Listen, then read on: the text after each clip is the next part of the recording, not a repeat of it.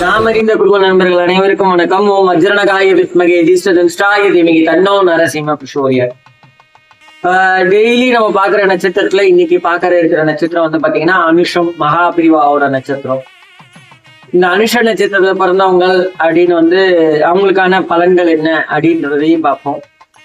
அனுஷ நட்சத்திரத்தில் பிறந்தவர்கள் வாழ்க்கையில் நிலையான வெற்றி, ஆரோக்கியம் மற்றும் மன அமைதியை பெற கீழ்கண்ட சில எளிய பரிகாரங்கள் நான் சொல்றேன். ஏன்னா இந்த அனுஷ நட்சத்திரத்தோட அதிபதி அப்படின்னு வந்து பாத்தீங்கன்னா சனி பகவான் மற்றும் அதிதேவதை அப்படின்னு பாத்தீங்கன்னா மித்ரன், அதாவது சூரியன் ஆவார். இவங்களோட சிறப்பு பரிகாரங்கள் என்ன செய்யணும், ஏது செய்யணும் அப்படின்றதையும் நம்ம இப்ப பார்க்க போறோம். அனுஷ நட்சத்திரம் நாட்கள், அதாவது மாசத்துல வர அனுஷ நட்சத்திரம் வந்து பாத்தீங்கன்னா ஒவ்வொரு அனுஷ நட்சத்திரத்தன்றும் நீங்க பெருமாளின் வழிபாடு செய்ய வேண்டும். இல்ல அதிதேவதை, அதாவது அதிதேவதையோட வழிபாடு அப்படின்னு வந்து பாத்தீங்கன்னா மித்ரன், சூரியன் அப்படின்றதுனால மகாவிஷ்ணு வழிபாடு செய்யலாம். சூரிய பகவான் வழிபாடு ஞாயிற்றுக்கிழமை செய்யலாம். அப்படி இல்லைன்னா அனுதினமும் மகாவிஷ்ணு வணங்கிட்டு போகலாம்.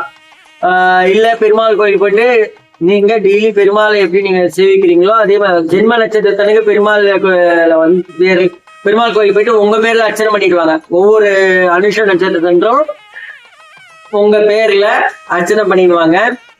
அதே போல டெய்லியே வந்து மகாவிஷ்ணு வழிபடுறது வந்து உங்களுக்கு ஒரு சிறப்பா இருக்கும்.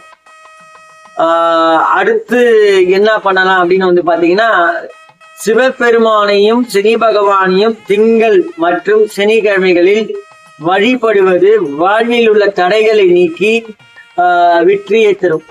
ஒவ்வொரு திங்கட்கிழமையும் சனிக்கிழமையும் சிவபெருமானை போய் தரிசிக்கணும். சிவன் கோயில் போயிட்டு சிவன் கோயில சிவபெருமானை தரிசிக்கணும். அதே போல சனி பகவானையும் முதல்ல போனவனே நவகிரகத்துல இருக்க சனி பகவானை தரிசிச்சுட்டு அதுக்கப்புறமா நேரா விநாயகரை பார்த்துட்டு அப்பன் சிவனை பார்த்துட்டு வாங்க.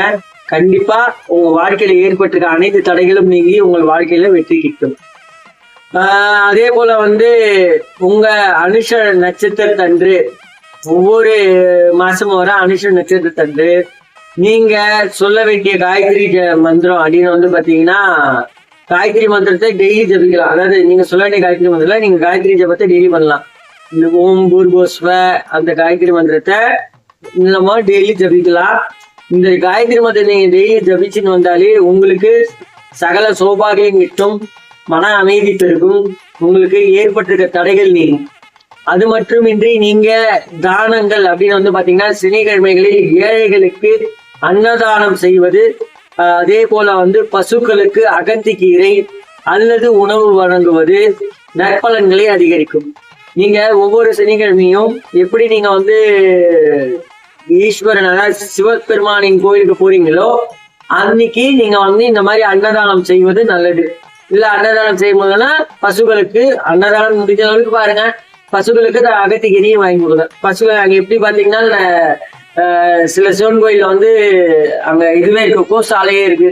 ஸோ அந்த கோசாலையில போயிட்டு நீங்க அகத்திகீரை வாங்கி கொடுக்கலாம். அதே போல வந்து அனுமான் அல்லது பெருமாளுக்கு வந்து தாமரை மலர்களை சமர்ப்பித்து வழிபடுவது சிறப்பான பலனை தரும். நீங்க டெய்லியே பெருமாள் கோயில் போறீங்க, அப்ப அந்த டெய்லி பெருமாள் கோயில் போகும்போது ஆஞ்சநேயருக்கோ இல்ல பெருமாளை நீங்க சேவிக்கிறீங்கன்னா தாமரை மலர்களை கொண்டு நீங்க சேவிச்சுன்னு வந்தீங்கனாலே உங்களுக்கு ஏற்பட்டிருக்க தடைகள் நீங்க அனைத்து விதமான நற்பலன்களை அள்ளித்தரக்கூடிய ஒரு வழிபாடு. நம்பிக்கையுடன் செய்து கொண்டு வாருங்கள், நல்லதே நடக்கும். நன்றி, வணக்கம். மற்றும் ஒரு நற்பதிவில் சந்திப்போம். தயவு செஞ்சு வீடியோவை பாக்குறீங்க, நிறைய பேர் நோட்டிபிகேஷன் உங்களுக்கு வரல, ஏன்னா நீங்க பெல் ஐக்கானை கிளிக் பண்ணதுனால அந்த பெல் ஐக்கானை கிளிக் பண்ணுங்க. நிறைய பேருக்கு பகிருங்க இந்த வீடியோவை. எந்த லெவலுக்கு இந்த வீடியோ நீங்க பகிர்றீங்களோ அந்த லெவலுக்கு இந்த வீடியோ எப்படி ரீச் ஆகுதோ அதுக்கேற்ற மாதிரி நம்ம அடுத்தடுத்து வேற என்னென்ன பண்ணலாம் அப்படின்றத பார்க்கலாம். இந்த கனவுகளின் பலன்கள் வந்து டிலே ஆகுது. காரணம் என்னன்னா கண்டிப்பா இந்த 27 நட்சத்திரத்துக்கான வீடியோ போட்டுனே இருக்கிறதுனால கொஞ்சம் டிலே ஆகுது, கோச்சிக்காதீங்க. இன்னும் ஓரிரு நாட்களில் அதுக்கான பதிவை வந்து வீடியோ எடுத்து கண்டிப்பா போடுறோம். நன்றி, வணக்கம். மற்றும் ஒரு நற்பதிவு சந்திப்போம்.